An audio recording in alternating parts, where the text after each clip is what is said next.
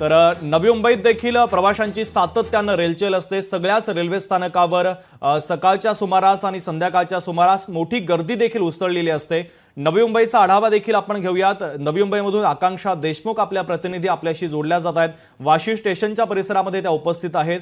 आकांक्षा, आपण पाहत असतो नवी मुंबईतून साधारणतः मुंबईमध्ये मोठा नोकरदार वर्ग रोज कामासाठी मुंबईत येत असतो आणि याशिवाय अनेकांची कामासाठी ये जा सुरू असते आणि नवी मुंबईचं चित्र देखील काही मुंबईपेक्षा काही वेगळं नाहीये। मोठ्या संख्येने नागरिक रेल्वेने प्रवास करत असतात आणि सातत्याने अशा प्रकारच्या घटना घडत असतात। नवी मुंबईतील प्रवाशांची नेमकी मागणी काय आणि कशा पद्धतीच्या उपाययोजना रेल्वेने नेमक्या करायला हव्यात?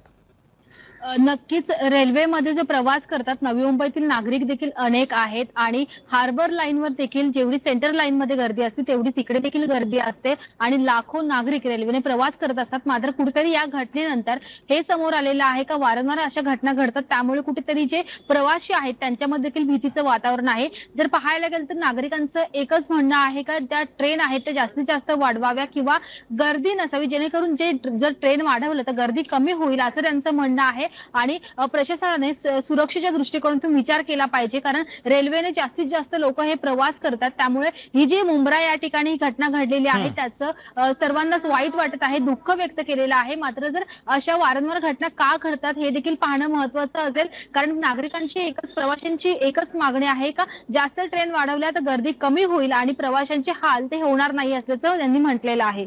अगदीच आकांक्षा, मुद्दा लक्षात आलेला आहे। महत्त्वाचे अपडेट पोहोचवले आहेत आणि एकंदरीत प्रवाशांची नेमकी मागणी काय आहे ती देखील तू सांगितलेली आहे। तुर्तास धन्यवाद।